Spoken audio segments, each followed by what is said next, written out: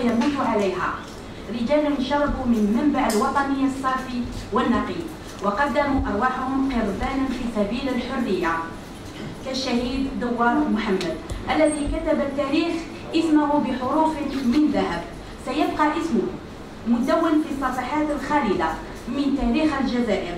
كان لزاما علينا أن نقف وقفة إجلال لاستذكار الشهيد محمد دوار الذي ضرب به أروع الأمثلة في الشجاعة والوطنية. اليوم اخترنا بطبيعة الحال استذكار روح الشهيد دوار محمد، وذلك بحضور مؤرخين معنا دائما للتحدث عن هذه الشخصية. قبل أن نبدأ نعطي نبذة صغيرة لأن هذا الشهيد قلما نتحدث عليه، نبدأ لكي نعرف مساره الكفاحي. الشهيد دوار محمد أحد أقطاب الحركة الوطنية الثورية الاستقلالية، ولد في سنة 1912 بعزوزة بلاد ناتية بولاية سيوطو. انتقل مع عائلته إلى العاصمة وهو طفل صغير، فاستقرت عائلته بالقصبة بشارع شارع من برانكو.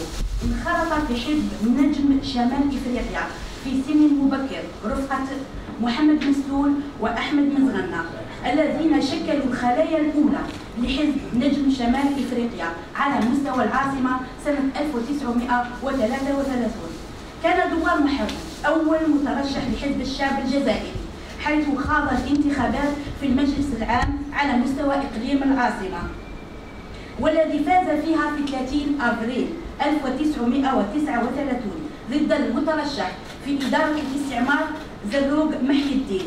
لكن إدارة الاستعمار الفرنسية وجهت له تهمة المشاركة في مظاهرات 14 جويلية 1939 رفقة زوجة ميسر الحاد التي نظمها حزب الشعب الجزائري بالراية الوطنية.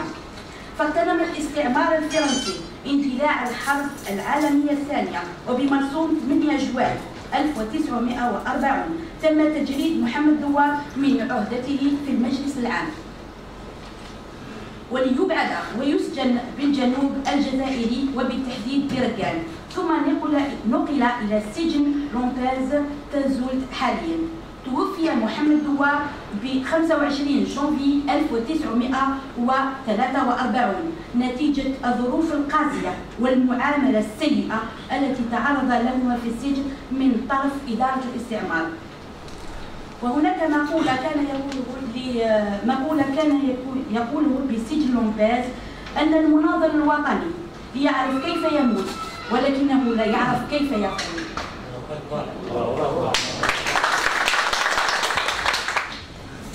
نحيي الكلمة إلى المؤرخ الباحث الصحفي رون ليعرفنا أكثر عن هذا الشهيد الذي قلما نتحدث عنه. السلام عليكم. كما سلفتم هذه البلاد عندها رجال عظام أهملهم التاريخ. قليل جدا من المواطنين الذين يعرفون من أمثال ومن حجم المناضل الوطني دوار محمد، في حين أن أشخاصا أو شخوصا بأهمية أقل أعطيت لهم يعني صفة وضجيج كبير. ولكن كما يقول المثل il y a que les tonneaux vides qui font assez de bruit. محمد دوار مناضل منذ صغر سنه، وهو كما سلفت من مواليد 1912 بعزوزن، حتى يعني عزوزن كنت قرأتها زميلة الآن المصادر لا تذكر المكان، كل المصادر تقول أنه 1912 en Kabylie التحق بالجزائر العاصمة وبدأ يعمل في مؤسسة السكك الحديدية العاملة في الترامينو. وفي معروف هذا القطاع تاع ترامينو كانت عندهم نقابة لا سي جي دي ولا سي جي تي يو ناشطين. إذن هو كان نقابي مناضل منذ البداية، بداية الثلاثين، خاصة بعد أن احتفلت فرنسا كما تعلمون بذكرى المئوية لاحتلالها، ظنة أنها ستخلد. في ذلك الوقت كانت الحركة الوطنية كانت في حقبة نضج وميليسمون، وشفنا باللي بعد ما استقلت يعني نهائيا وأعيد تشكيل نجم شمال افريقيا في فرنسا، ولكن في الجزائر النشاط تاع نجم شمال افريقيا منذ 26 كما تعلمون كان في فرنسا. وبالتالي فان سي محمد دوار مع مستول مع مزغنه مع هناك مجموعه هامه في القصبه بداوا النشاط اولا في شاركوا في بدايه تاسيس حزب اسمه الحزب الوطني الثوري، البي-ان-ار، بارتي ناسيونال ريفوليسيونير، مع سي بالعربي المعروف يعني سي بوعلام. ثم بعد استقلال يعني نهائي لنجم شمال افريقيا الذي اعيد تاسيسه في 33 قامت هذه المجموعه، تحولت مع مزغنه، تحولت الى نجم شمال افريقيا وبدات عمل نشر هذه الحركه التي كانت غير معروفه في الجزائر، والحركه الوحيده التي تجرأ برامجها في 26 بالمطالبه بالاستقلال التام للجزائر.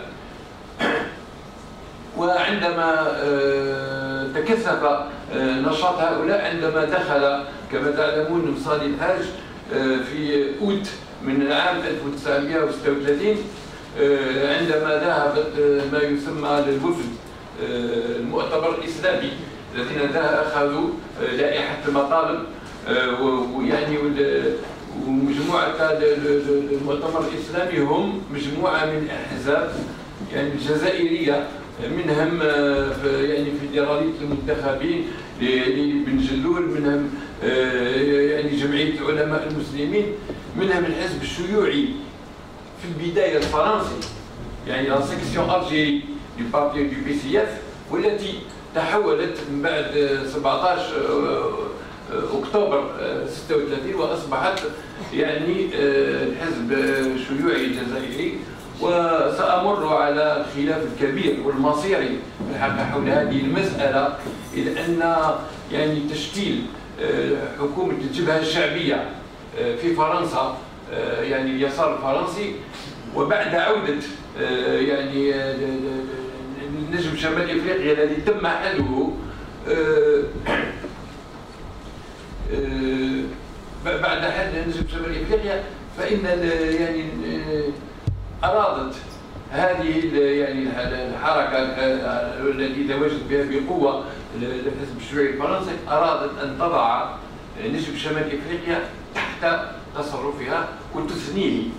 يعني الإشكال الذي يعني بدأ بين الحزب الشيوعي واليسار ونجم شمال افريقيا هو مسألة المطلب الوطني، مطلب الاستقلال، الذي من المفروض أن الأحزاب الشيوعية أو الحركة اليسارية تتبناه انطلاقا من توجيهات الأممية الثالثة التي أنشأها لينين، والتي تنص في البند الثامن منها تطلب من الأحزاب الشيوعية للدول الرأسمالية أن تساعد في مستعمراتها على إنشاء أحزاب وطنية تطالب بالاستقلال.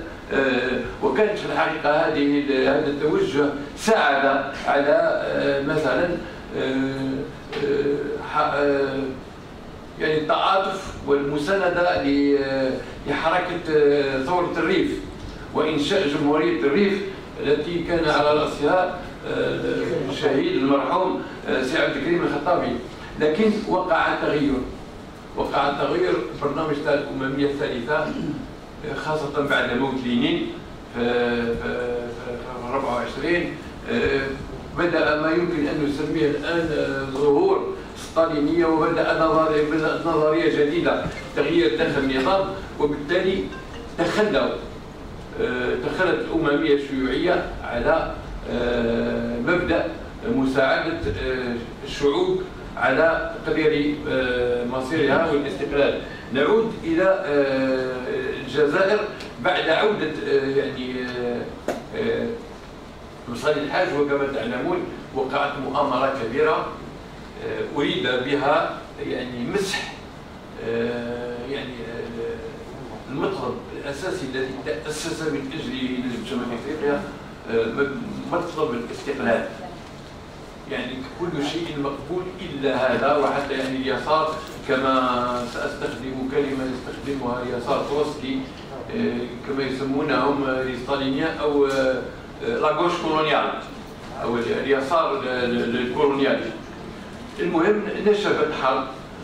حاولت مصالح الحاج والمجموعة التي كانت محيطة به من يعني المكتب الذي ترأس خاصة نجم شمال افريقيا الذي أعيد تأسيسه في 33. وكما تعلمون النجم بتحريض من الحزب الشيوعي الفرنسي تم حله في 29 ولم يتحمل أحدا يعني الخطاب المباشر الذي ألقاه مصالح الحاج في بريكسل في مؤتمر الدول المناهضة الإمبريالية جان دوكري يعني تحت حكومة فيشي.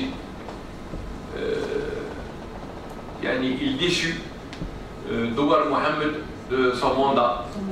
ويعني من ثم الاعتقال لا أعيد أنه أخذ إلى مركز لإعادة تأديب كما يسموهم الانديجان في رقان، ثم حول إلى سجن لامبيز. وأنتم تعلمون كما قاله مصالي على الحقبة تاع لامبيز السوداء. لم يرى يعني في حياته أكثر من ما حدث لهم في لامبيز عندما يعني كانت الحلفة الأعمال الشاقة كانوا بالحديد في الأرجل. وكما تعلمون مصالي أرادوا إهانته وضعوه في قفص حديدي ويعني باش يهينوه أمام المناضلين. وهؤلاء دوار ومصالي صمدوا. سي محمد مات إرهاقا بعد التعذيب، لفظ أنفاسه الأخيرة والتحق بربه في 25 جانفي سنة 1943.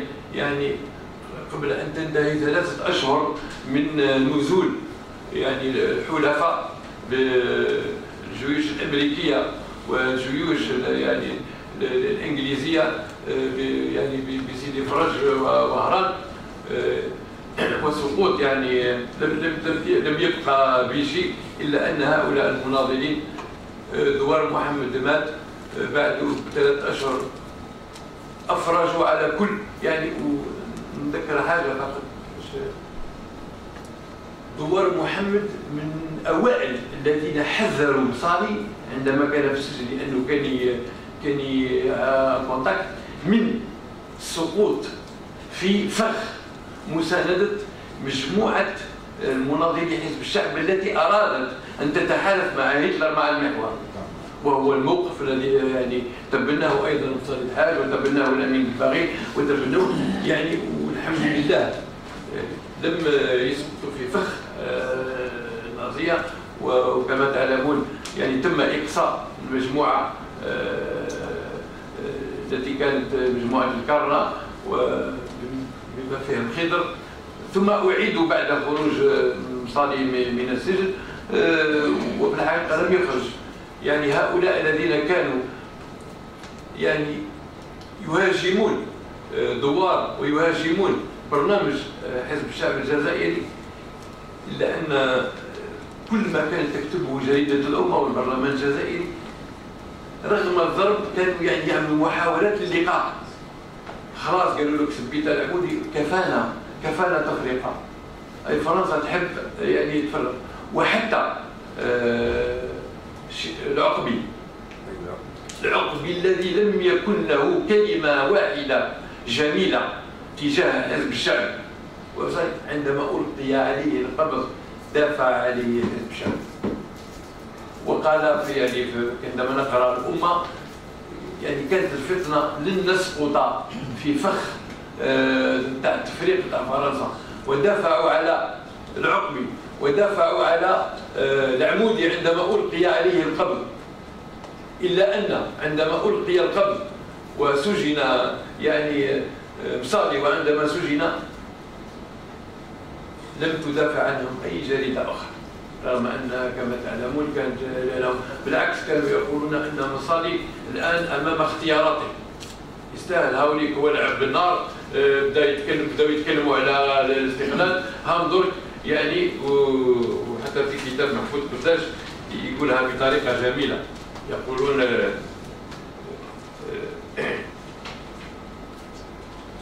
في كتاب فرحات عباس: voilà pourquoi Haj Msali à son insu apparaît comme un homme de la Providence.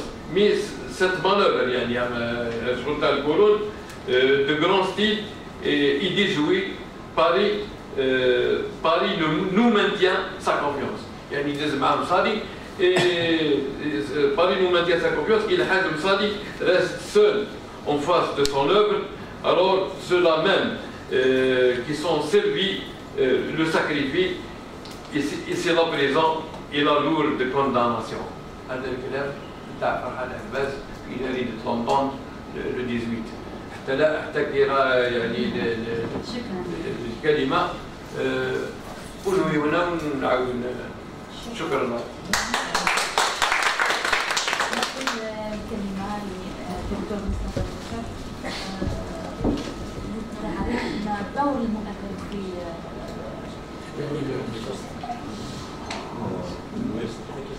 في التعريف بهذا.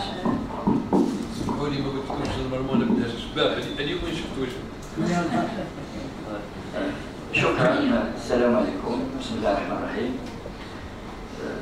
في البداية يعني أنا ما جيتش هنا باش نتكلم على المرحوم الشهيد محمد دوار، لأنه أنا جيت الحقيقة حتى أستفيد كمؤرخ وكباحث، وهذا يخليني بهذه المناسبة اللي أنا أولا نشكر صديقي المنتصر الذي عرف هذا الرجل والدور اللي قام به، إنه هذا النوع كثير من الناس من مناضلي الحركة الوطنية الجزائرية اللي ساهموا ولعبوا دور كبير في التنهيد بلورة النظرية الثورية الاستقلالية، سواء في النجم ثم في حزب الشعب لاحقا. كثير منهم قضى نحبه قبل أن يرى الاستقلال أو قبل أن يصل حتى للثورة التحريرية. محمد دوار معلوماتنا أنه توفى رحمه الله قبل الثورة ب 11 سنة في السجن، وحسب معلوماتي أنه ما زال قبره في السجن. وهنا مناسبة باش نرفعوا دعوة أيضا أنس كحال والكثير يعني الناس اللي استشهدوا وماتوا في مظاهرات سواء هنا في الجزائر يعني في الأربعينات وفي أوائل الخمسينات، وفي فرنسا أيضا ناس كثيرين يعني ماتوا قبل الثورة. يعني هاد الناس نتمناو إن شاء الله يعاد لهم الاعتبار، يعاد لهم الحديث، وهذه فرصة وهذه المناسبة لكي أوجه أولا شكري الجزيل لجريدة المحور على هذه المبادرة والإخوان القائمين عليها، يعني طاقم الجريدة. علاش نوجه الشكر للجريدة هذه؟ انطلاقا من موقعي كمؤرخ كباحث تاريخ، انها قاعده جريده من حيث لا تشعر، انها تكتب او تعيد كتابه تاريخ الجزائر المعاصر برؤيه جديده، برؤيه مغايره، برؤيه مختلفه عما هو معروف لدينا.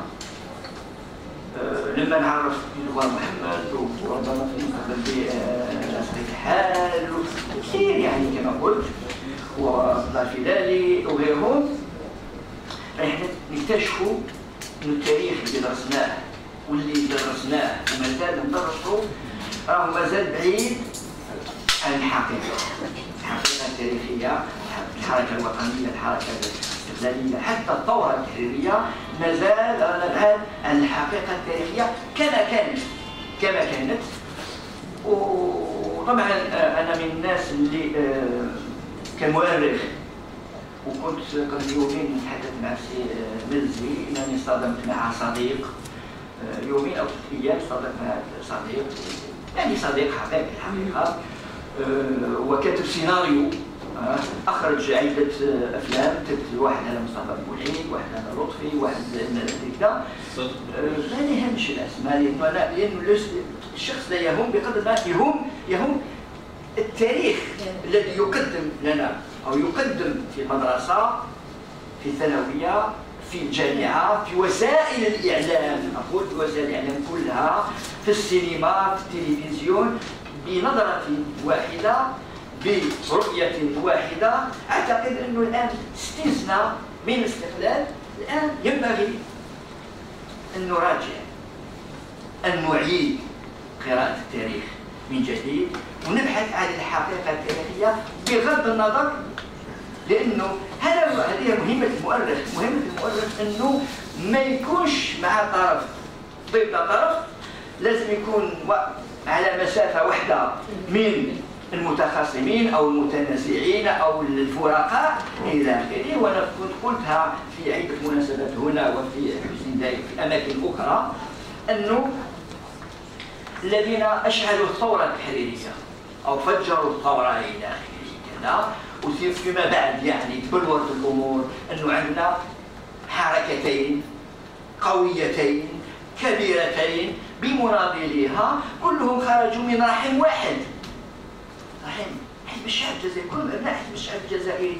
اختلفوا في الطريقه او في الاسلوب الى اخره، ولكن في 54 ل 62 عندنا شهداء، آلاف الشهداء، عشرات المعارك التي خاضت هنا وهناك في الجنوب وفي الوسط وفي الشمال وغيرها. مثلا قبل بها الحركه الوطنيه الجزائريه امانه لا تذكر في التاريخ الرسمي والى اخره. فيعني الان جريده المحور انا اشكرها على هذا النوع من المبادرات، ووجه نداء لها للجريده لانها فاتحه صفحتها للقراءه الجديده، للقراءه المغايره للحقيقه التاريخيه، انها من خلال صديقنا الزميل ايضا السياسي الذي اشكره كثيرا وايضا السي منتصر، انه يواصلوا في هذا النهج ولكن بتكثيف العمل وبمنهجيه. اقول بمنهجيه. اولا المنهجيه هذه الان انا سمعت باللي في القلعه عائله دوار في الدرجه الاولى نسمع للعائله تاعو تعطينا الشهاده تاعو، ماشي انا نجي نعرف، لا هو يعرف وسائل الاعلام، يعرف الاجيال، وفي نفس الوقت فيه ناس اخرين هنا في القاعه شهود عيان عاشوا تلك الفتره وما تكلموش ولا واحد سالهم ولا واحد وجه لهم الى اخره.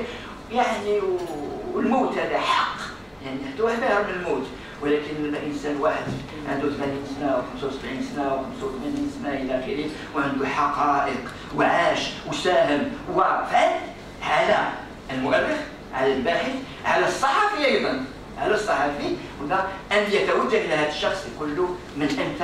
احكي لي جزء من المساهمه نتاعك في المسيره النضاليه الكفاحيه سواء في الحركه الوطنيه في الاستقلال او خلال الثوره التحريريه. هذه المعلومات هو مشارك فيها، واللي يعطيها هو اللي يعرف بها. صحيح هو ربما ما يقدرش وحده يقول لك انا كيفاش، ما عندوش قدره على ان يكتب المذكرات، ولكن احنا دائما الناس اللي قادرين يكتبوا اللي ماهوش قادر. باحثين صحفيين، سي جلالي الاخت قال هنا عندنا الكاميرا موجوده الى اخره، موجوده سي بنزي سي بنزي سي كل يعني سي حمود القرطاس. انا زرته في بيته تحدثت معاه حديث، خديت معلومات في غايه الاهميه. زرت في منزل الاخوين في منزلي كنت هنا الى اخره، وحدثنا على حقائق غير مكتوبه وغير معروفه، والناس الى راحوا ضيع الحقيقه. ماذا بينا وجه النداء الاخير الى اننا نحاول نسجل قدر الامكان مع هاد الناس هادو قبل ما يروحوا. هذا نداء اوجهه لك يا اخي، الى اختي. ناس موجودين هنا وفي عشرات، في شخص اخر تكلمت معاه في الجلال سي عوينه، هذا اللي حضر في مؤتمر اردو، مساهمه كبيره الى اخره في انتقال الهاتف، وتوعدنا اننا نمشيو لسي منتصر نسجلوا عليه حقائق اخرى تماما، حقائق اخرى تماما غير معروفه. ولا يعني انا لا اطيل، فقط انني حبيت هذه مهمه المؤرخ انه يريد ان يعرف الحقيقه. وانا كان حاجه وجعتني شويه يعني لما حضرنا السنه الماضيه ويقبلها ايضا في حسين داي، وشفت ناس جاوا من اماكن بعيده جدا، شيوخ. كما قال لي صديقي المؤرخ الصديق ضحو جربال، قال لي هام اللي صنعوا التاريخ وما قاعدين، هام اللي صنعوا التاريخ. هذا اللي لازم احنا نستمعوا لهم ونسجلوا عليهم، باش احنا نجي نخطب عليهم ونلقى عليهم محاضرات. لا، مادام هو صنع، هو شارك في معركه، في معارك، ساهم، مشى، دار اتصالات الى اخره. هذا اللي احنا ماذا بينا في المستقبل، سواء على مستوى الجريده او على مستويات اخرى، جمعيات اخرى، انه نسجل على هؤلاء، نديروا ندوات ونسجلوا عليهم، ومن بعد يجي المؤرخ، يجي الباحث يعيد. ان شاء الله راح ناخذوا بعين الاعتبار الاقتراحات اللي قدمتها لنا ان شاء الله.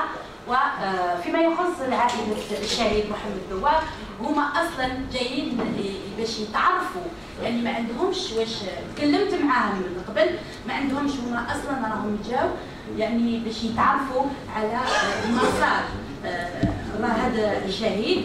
يعني احنا حضرناهم وبدينا بالكم باش نعطوا. طبعا العائله حبت تقدم نداء. تفضل سيدي.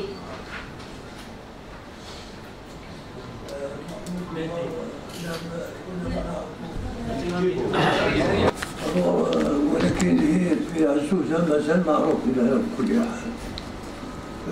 وانا شخصيا سي محمد ما نعقلوش، مات بكري في لانديس، وحنا ما جينا العاصمة حتى لانديبوندونس، دونك ما نعرفوش. شوية هذاك اللي كنت نعرفه مع الكتب، نعرفو ولادو على كل حال، إلا هو ما نعرفوش. نوطو سوي باش نجيبو لي راست نتاعو نبدلو ان شاء الله. ان شاء الله. ان شاء الله. تفضل سيد عوار مهدي، تعطي كلمه ولا توجه نداء من بعد ننتقل الى دوار الوفاة، يعني نداء الفنانة الله يرحمها الممثلة دوار ياسمين بنته ياسمينة. هو نبي لو كان نجيبوا لي راس نتاعو ندفلوهم ان شاء الله. ان شاء الله. ان شاء الله. من السبب الرئيسي تاع الموت تاعو؟ كيعرفوني عندنا حقائق الموت تاعو. حقائق الموت تاعو سي كو دخل لادجودون عند السجن، ما حبش يبايع له، ضربوا بالكروس للصدر. يعني كاين حقائق اخرى حابين تعرفها العائله. هذه بنت خوه واللي مازالوا عايش، يعني خوها راه كتيبه في الوالد، عندها حقائق واللي حكى لها هذه بنت وليدو، بنت وليدو. عندك يعني كاش ما تحكي. اي معليش الكلمه هذه مهمه، الشهاده. هذه سكو مون بير ما هذا واش حكى. معليش حكات له مامو اللي هي اللي مات الاب ديالك يحكي على قال لك سبب الوفاه تاعو انه دخل لادجودون السجن ما حبش يبايع له، قال ما تبايعليش، الاخرين بايعوا له هو ما حبش، ضربوا بالكروس سجنوه. هذا هو السبب الرئيسي تاع الوفاه. على حساب وليدو اللي هو بابا. مازال عايش. عندنا واحد الوثائق نقدروا يعني نجيبوهم لكم مع الوقت ان شاء الله. ان شاء الله من المؤلفين. انا عمي هو يعني عمي الله يبارك فيك. عندنا عمي باب الواد. باب الواد. انا في عين بنيان وليد العربي. انا عمه. كيفاش ما عندكمش عندي نورتين عندي انا اللي بديت انا في البلاغات. انا اللي بديت انا. المهم اليوم عندنا صورة الشهيد معنا. الحمد لله. معنا وتكون بس نسلم لكم في الوثائق اللي عندي وماذا بينا نعرفوا يعني الظروف واش صرا في الحبس، كيفاش الحبس الحقائق ما نعرفوهاش. واش سمعنا واش سمعتوا انتم اللي سمعنا؟ ديجا حنا نحتاجوا نديروا له لافيش. الجانب العائلي تاعو، سي زونفون، سون مارياج، اللي تربى فيه، كل هذه المعلومات تهمنا. وفي الحقيقه من الستوب راح من جهه السطاواني زيرالدا ركب مع المعمرين باش تشوفوا لا مونطاليتي تاع المعمرين. ركب مع واحد كان يهضر معاه، حاب يدير معاه شويه سياسه، يقولوا كيفاش ولاكس ومنها، يقول هو هذاك يعني الكولون قالوا اسمع، قالوا له تتروم با، قالوا نو زافون تروا انمي، عندنا 3 اعداء، قالوا لي بولشيست، باش يقول لي بولشيفيين يعني الشيوعيين، لي جويف لي زونغلي. وهذه هي العقليه اللي كانت سائده عند الفرنسيين، بينما محمد دوار رفض كان ذكي ويعرف باللي ما يلزمش يراهن على حاجه قريبه. كانت عندهم بحكم يعني الكفاح تاعهم والتكوين تاعهم داخل نجم شمال افريقيا وداخل حزب الشعب، وامام الضربات اللي كانوا يضربوا فيهم يعني الاحزاب الجزائريه وغيرها، كانوا عندهم حس سياسي كبير. دونك على بال دوار ماشي اللي تحكي لنا الرياضه، خاطر لو كان حب دوار يرتاح ولا تحكي لنا الرياضه كان قادر يبيع الشون من 1940، ما كانش يدير الحبس، كانت فرنسا تطلعوا كما كانت تطلع اصحاب النياشين. ما تنساش حتى الاخرين اللي من بعد نقول فرحات عباس واش داروا كي ولا من بعد دخلوا كاع مع فيشي على فرنسا. وعندما وقعت المحاكمه في 41 تاع مصالي عرضوا عليهم يتخلاو على بعض المطالب ويخدموا مع السلطه تاع فيشي المواليه للالمان ويمكنوهم من كل شيء. والوقت هذاك الشيوعيين اللي كانوا ضد دخلوا كانوا في السجون هما في المرحله تاع فيشي الاولى في زنان بوزرق، كانوا في المعتقلات. تلاقاو معاهم لان يعني كي تم حل الحزب الشيوعي حتى الفرنسي الوقت هذاك، ولات يعني حكومه فيشي مع الالمان، وبالتالي كاين بعض الديمقراطيين، بعض الانسانيين وبعض الشيوعيين، وكل الوطنيين الكل داروه في الحبس. دونك تلاقاو مع بعض يعني. كاين نسيت اسمه هذاك، كاين واحد اخر ثاني شيوعي مات بالتيفيز في السجن. ظروف كانت رهيبه، ولكن من بعد كي دخلوا الحلفاء ورجعت ما يسمى حكومه فرنسا الحره والليبرال واللي جاوا يحرروا من النازي، ما حرروش الوطنيين. على كل حال كان سي محمد دوار كان مات، ولكن مصالي الناس كل طردوها ما تقولش. يعني وعدوه باللي داوا الاقامه الجبريه في بوغار ومن بعد ما طردوهمش. هادو سيدي دونجي. يعني حتى الاحكام اللي تحكمت على مصالي والوطنيين ماشي الحكومه تاع فرنسا الحره اللي حكمت عليها، حكمت عليهم حكومه فيشي، وجاو حرروا الناس كل الا الوطنيين. والشيوعيين الذين كانوا في السجن مع الوطنيين تعرفوا الحكايه، تعرفوا ماذا فعل وزكان من بعد، طالبوا بقطع رؤوس الوطنيين وبقتلهم. عاودوا لماذا؟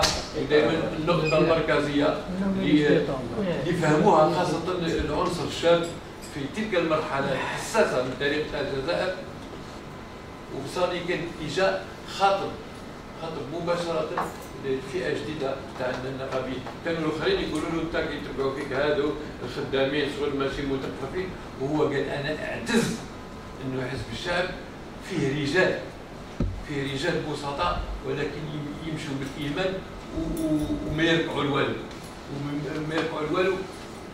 هو يعطينا صوره على شخصيه سي محمد دوار رحمه الله. نفتح النقاش اذا كانت اسئله طبعا، اذا ما كانش اسئله ولا شهادات ولا باختصار يعني باختصار. وفقط ما يعني ما دام هي فرصه الدول محمد كان دائما صوت الشعب في الحركه الوطنيه يهضروا عليه، بعد بلادنا كانت تكسريه يهضروا عليه ويشكوه، وقالوا واحد كان يقدر شكون واحد هذيك جريدات صوت الشعب الجزائري. صوت الشعب الجزائري. نعم صوت الشعب الجزائري كان يحطوا العمل تاعو. كانت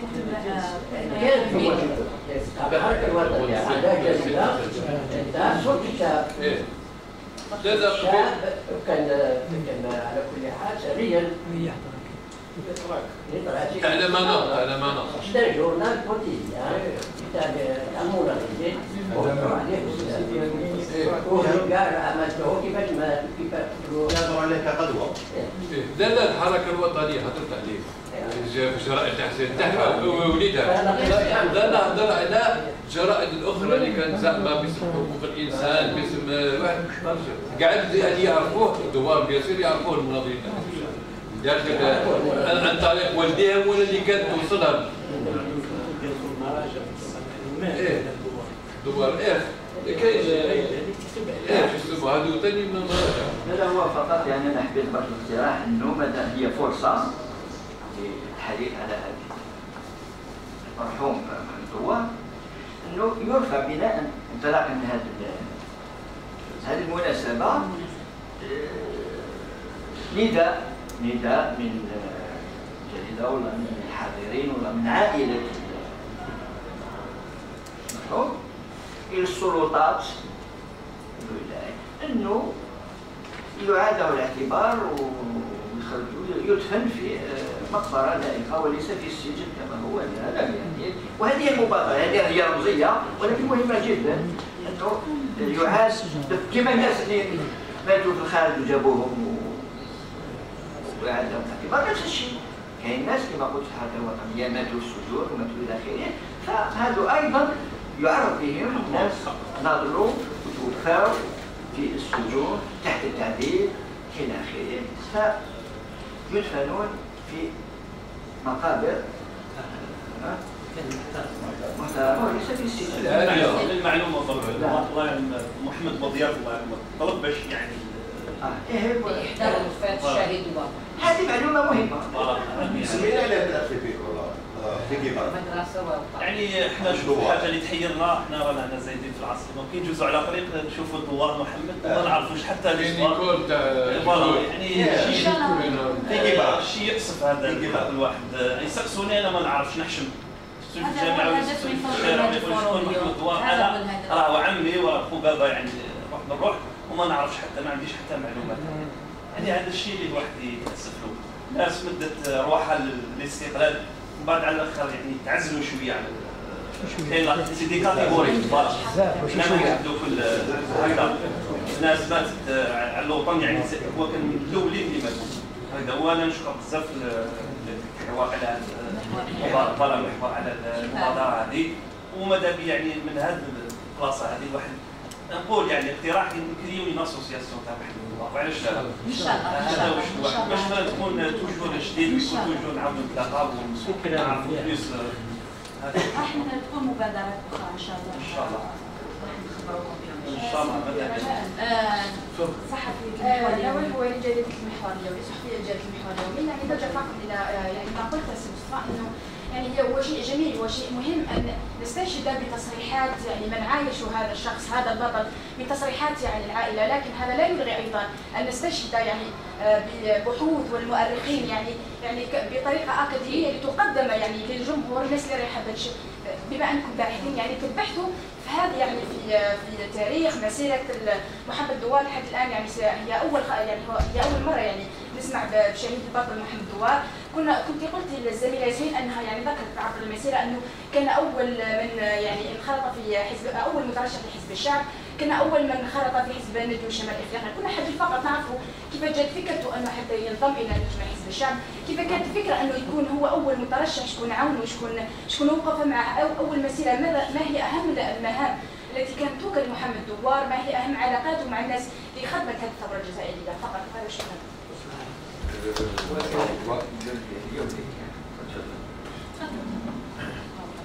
أنا فقط هو فيه جانب برك أنه علاش أنا قلت أنه كتاب التاريخ يعني مثلا احنا منهجية الناس اللي عاشوا وعاصروا وساهموا يعني الفاعلين كما نسجلوا عليهم. يعني هذا ما يعنيش انه هذا هو التاريخ، لا. احنا مثلا كما يقول لك المجاهدين يكتبوا التاريخ، المجاهد لا يكتبش التاريخ لانه هم الان في غلطان. لا، المجاهد يحكي المساهمه تاعو، الدور تاعو الى اخره وكذا، بعد باش يجي باحث مؤرخ باش يدرس. فعلاش انا حبيت وجهني ذا؟ لانه مساله شويه فيها نحسوا هكذا، نحسوا مستعجله جدا. الجامعة ولا الجامعات يعني تقوم بدور يعني دور ولكن ماهوش كبير يعني على اساس انه ايضا البحوث راهي تعرف البحوث الجامعية تختلف عن البحوث الاخرى هكذا السريعة ولا اللي تتطلب وقت وتتطلب جهودات، وهذا الشيء اللي يخلينا مثلا الصحافة تساعد تساعد في اولا تعريف بشخص معين، بحادثه معينه، بواقعه معينه. مثلا كمثال كنموذج في فتره من الفترات سي ياسين كتب مقاله هكذا سريعه صحفيه، هي دارت صحفيه ولكنها مهمه جدا يبحث فيها عن المعارك التي معارك اللي قامت بها مثلا لمانة، ذكرت قائمة هكذا طويلة عريضة غير معروفة غير مذكورة. إذا المبادرة من الصحفي يعطيه الصحة، يعطيه الصحة، لأنه يخليني أنا كباحث ولا كمؤرخ ولا كمشرف أستاذ جامعي مشرف على طلبة تاع ماجستير تاع دكتوراه وتاع الماستر إلى آخره، نكلفهم بالقيام بالأبحاث لتعميق هذا الشيء اللي دار به الصحفي. اذا انا نشوف بلي الصحفي عنده مهمه هكذا. الان انا نشرف بالمناسبه على طالبه تحضر دكتوراه حول لمانة مثلا، تروح تتصل بكل الناس اللي موجودين هنا واعطيتها اسماء الى اخره. مثلا يفكر لو العام المقبل ان شاء الله نعطي بحث لانه فيه حقائق وحاجات حاول نخرج على المألوف. قال مثلا نحضروا أطروحة حول يكون ضريهم، حول محكوم عليهم بالإعدام، حول شهداء المقصلة. لمعنى طالب علميا أكاديميا يدير شهداء المقصلة راح يذكر كل الناس اللي تعلموا بالمقصلة، ولما يذكر كل الناس نلقاو من هنا ومن هنا. التاريخ الرسمي يتكلم على هنا ويخليها له. فهمت الشيء اللي احنا نقوم به عمل مهم ولكن ياخذ شويه وقت. فالصحفي لما يدير اتصال يسجل لي الان مع سي منتصر ويسجل الحديث مع الاخ والله ما اخي راهو شغل في الليل مانيش عارف يعطي اضاءه وثيقه ماده اوليه يجي باحث مؤرخ يطورها ويبني عليها. هذه هي الفرق بين البحث العلمي الاكاديمي والشيء اللي تقوم به الصحافه. انتم عندكم دور راهم جنبك راهم قدامك. تعرفي هذاك الشيء؟ تعرفيه ولا تعرفيش؟ نعم للاسف. ها شفتي كيفاش هذا اللي ديما حديث ليل ونهار. ما تشوفش الشيء اللي قاموا به حتى التحضير للثوره وقصه الثوره، وتروح لبيته مثلا يقول لك هنا كان يبات مصطفى بوالعيد، هنا كان فلان، هنا كان فلان، ومن بعد جا 1 نوفمبر. يعني حقائق اخرى ما سمعتي بها لا انت لا انا لا سي منتصر الى اخره. اذا الحقائق لما يروح هو شكون راح يكتبها؟ لا لما الحقائق تروح مع مولاها. الاسرار يديها اللي تروح مع مولاها. الان حنا نتكلموا على محمد دوار الله يرحمه الى اخره. هذا شويه نجمعوا، هذا يجمع شويه، هذا شويه، هذا شويه. العائله نتاعو تعطي معلومات باش يجي البعث باش يقدم عمل كامل متكامل. هذا هو فلان، هذا هو محمد دوار، هذا هو اسمك الحاج، هذا هو فلان، هذا هو فلان، هذا هو. وما اكثرهم على كل حال، ما اكثرهم بالمناسبه يعني اللي قالوا نحبه والله يرحمهم ويسلمهم. تفضل. معليش